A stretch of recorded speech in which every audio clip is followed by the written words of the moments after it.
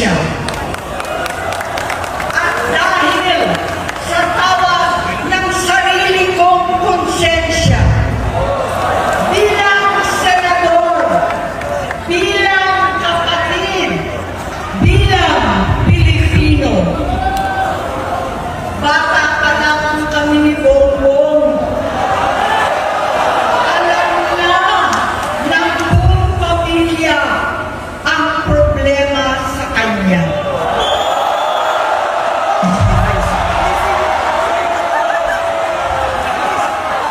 Totoo lang, mababasa naman ng lahat ang mga testimonya ng aking ama patungkol sa kanyang ugali at gawain.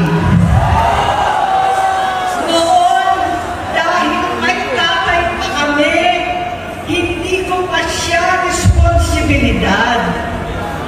Noong tumatanda, ay mas naging nakakabahala. Batid ko na nagdadrag siya.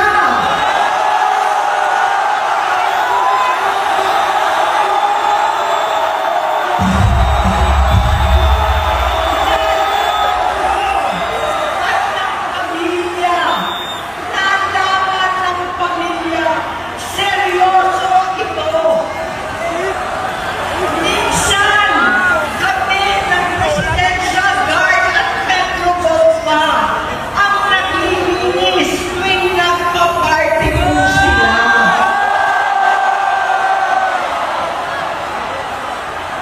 Nabuhay kaming magkakapatid sa ibang bansa. Kami-kami lang.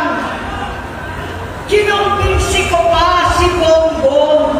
Pakasalan mo na si Lisa.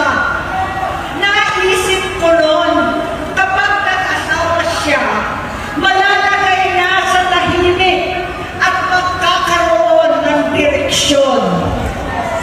Ang laki ng pagkakamali ko. Mas lumala ang kanyang paglulong. Magkalulong sa droga.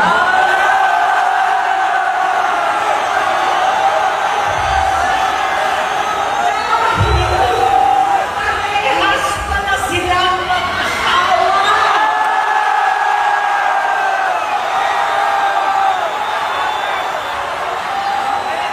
Naging gobernador siya ng Ilocos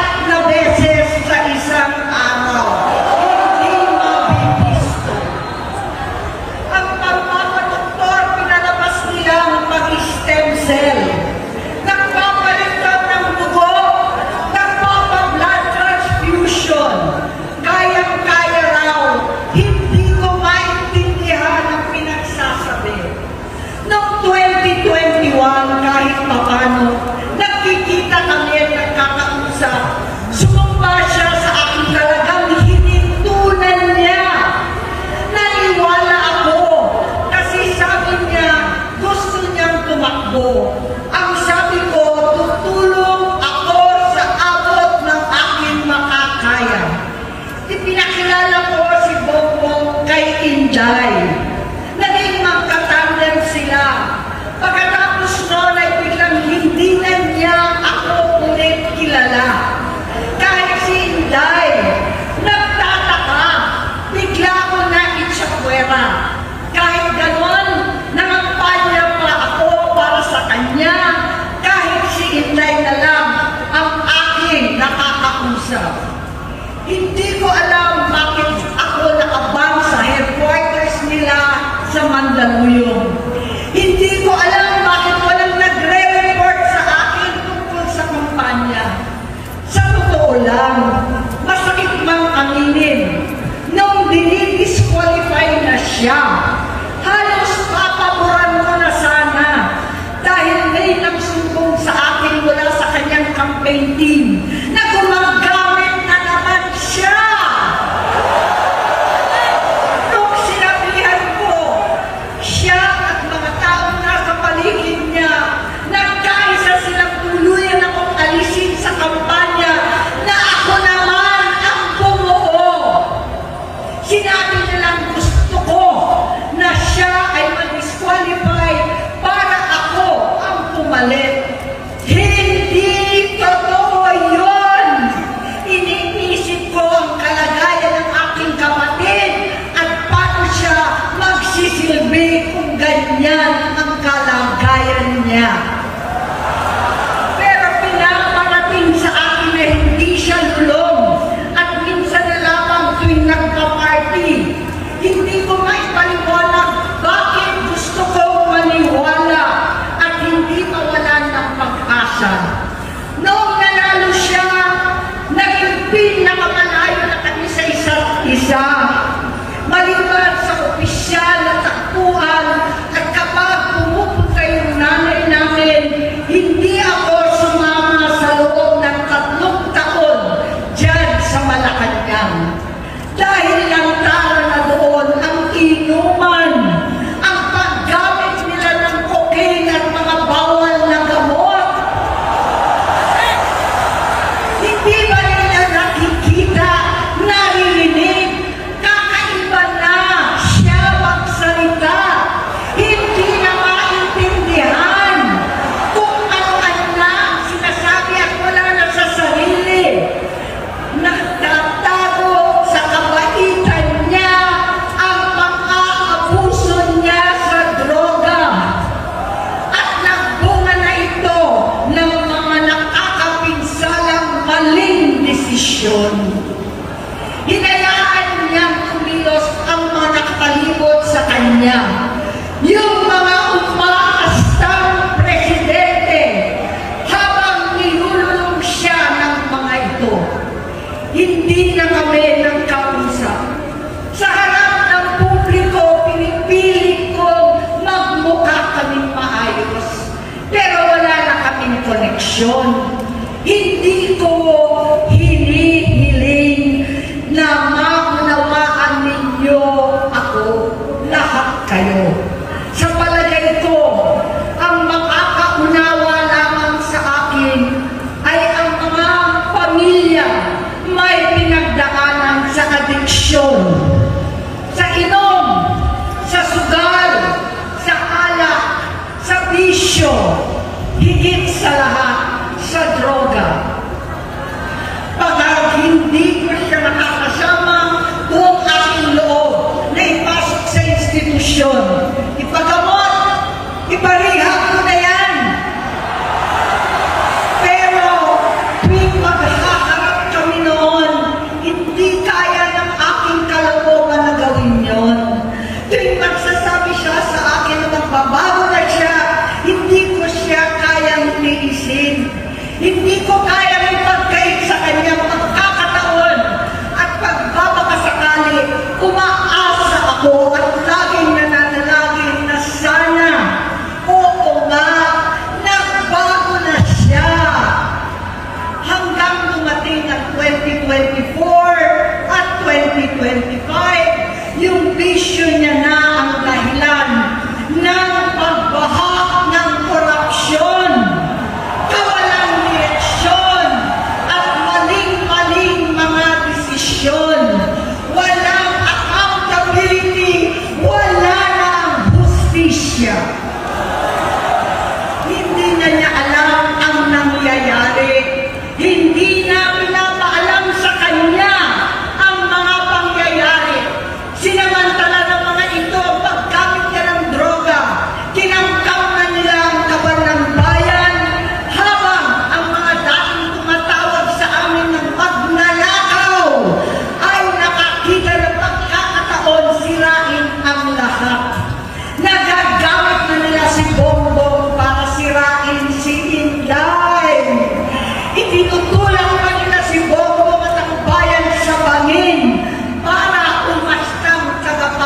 ligtas. Mula sa pagtraidor at pagpapahamak kay VP Inday, sa confidential funds na katutuusin ang galing naman sa opisina ng Pangulo, hanggang sa pagpadukot sa dating Pangulong Duterte para itago na lamang sa ibang bansa. Ang kabaitan ni Bongbong ay naging kalupitan. Karapalan ng pagtatakip sa kanya ng mga nasa Congress, sa Senado, mga miyembro ng kabinete. Kitang-kita na ng taong bayan, wala nang puwang ang kahihiyan. Para bang nauulit ang bangungot ng kasaysayang dinanas namin noon. 68 years old po ang tatay ko nung pinatalsik sa pwesto.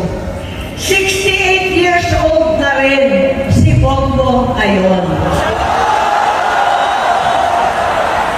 November 17 din nung 2021 nung nakumbinsi ko si Inday na magbise kay Bongbong.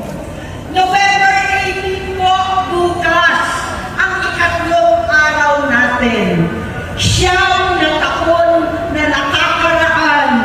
Saktong November 18 pa talaga na pinatiting ni Pangulong Duterte ang tatay ko sa libingan ng mga bayani.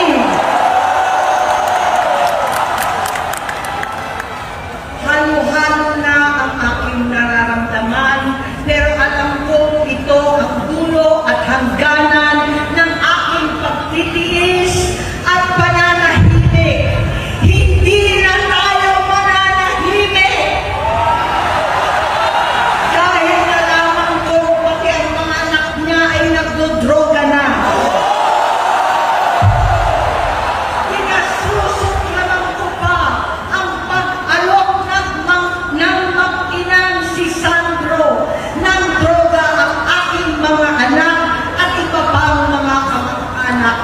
Yan ang hindi ko na mapapalampas. Sa loob ng halos 4 na dekada, wala akong ibang pinangarap kundi maipakita sa sambayanan na hindi kami masamang tao. Hindi masama ang pamilya Marcos. Gusto kong ibangon ang dangal ng aking ama. Sa pamamagitan ng nagpagtatrabaho para sa bayan, sinikap kong maging mabuting gobernador, kinakawan, senador. Hindi ako halos nagpapahinga para makapag-iwan sana ng legasiya na kapag sinabing Marcos, nabawi na namin ang tingin sa nakaraan.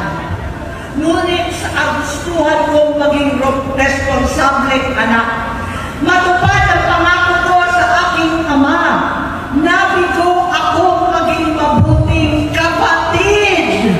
Naging mahina ako kay Bongbong sa kapulisan at sundalo, sa lahat ng mga leader at tagapagpatupad ng batas. Siya ang Pangulo natin ngayon. Sinabi ko kung anong kalagayan niya ngayon. Tulungan niyo akong mapabuti ang kanyang kalagayan. Tulungan niyo akong matulungan siya. Hindi niya ako kalaban. Ang kalaban niya ay ang sarili niya. At nadadamay ang bansa sa laban na yan. Bilang senador at lingkod bayan, batid ko ang mga problema at gaya ng bayan, alam ko rin ano ang solusyon. Sa pagkakawatak-watak, patuloy na pamumulitika, pagnanasa sa kapangyarihan ng mga talunan naman, kabuluhan sa Mindanao, alanganing giyera sa China at Estados Unidos, kawalang pananagutan sa flood control scam, karapalang takiman, panggigipit sa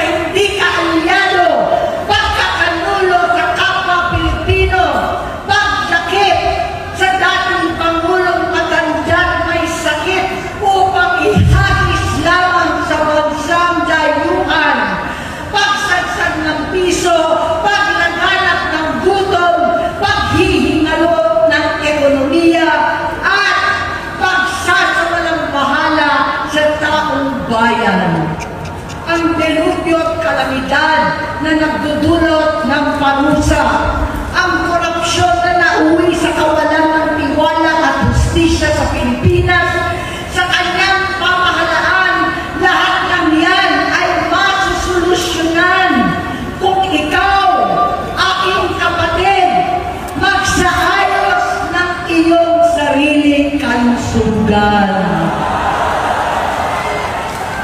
Kapag humupa ang ingay sa politika, kapag umuwi na kami sa aming pamilya, hindi bilang senador, kundi bilang ate, bilang si Manang Aimee ni Bonget.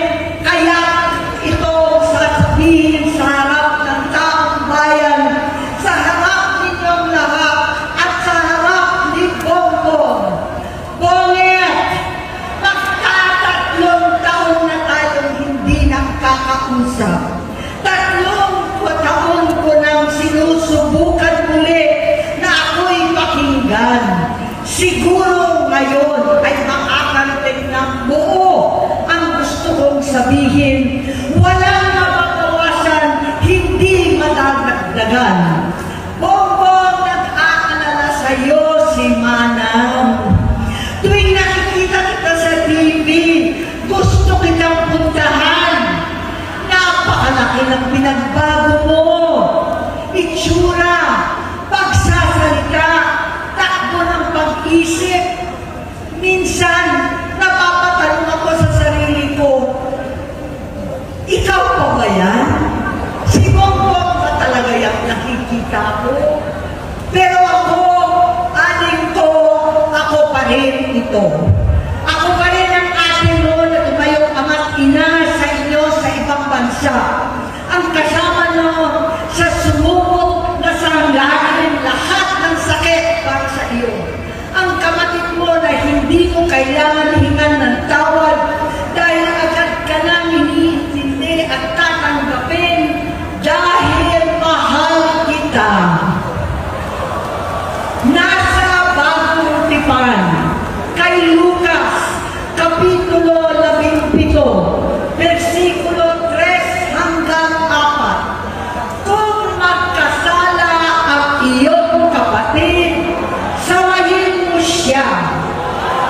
At kung siya'y magsisi, patawarin mo siya.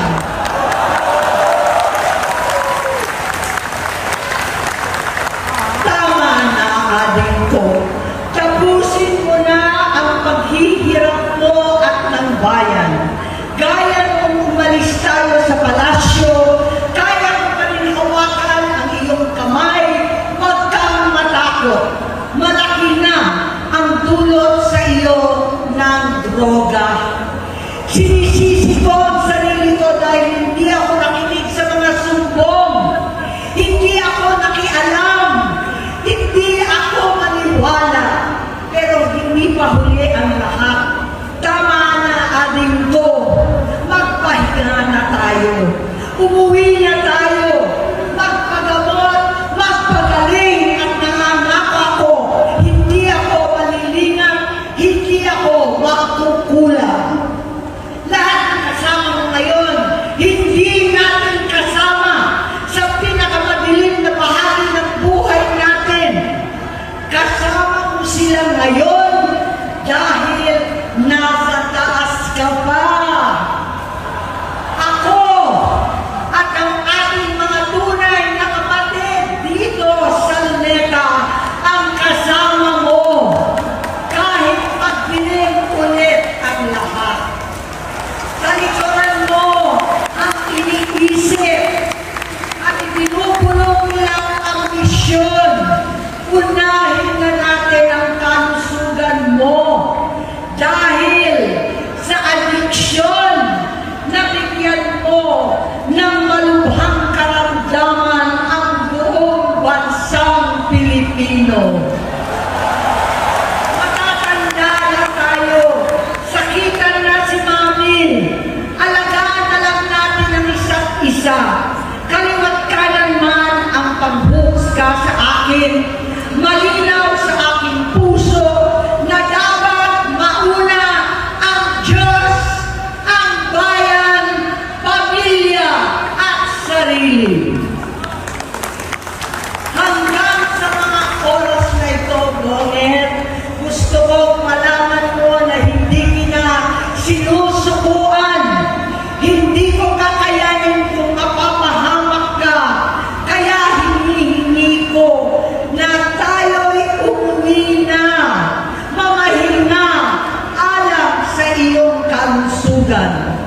Kaya ko mabigo at mawala sa iyo ang posisyon, pero hindi ko kayang mawala ka sa amin. Ayusin mo ang sarili mo. Magpagamot, alisin ang droga sa iyong sistema.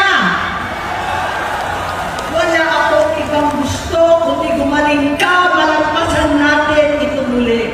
Dahil wala akong ibang hinahangad bilang ate, kundi maging masaya ka, maging ligtas sa panganib, malusog, matagumpay sa buhay.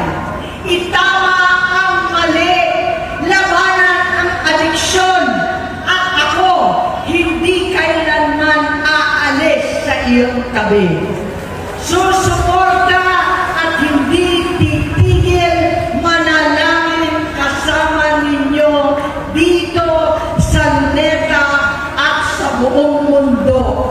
Dahil iyon naman ang tungkulin at ibig sabihin ng salitang kapatid, kapatid, mabuhay kayo, kapatid.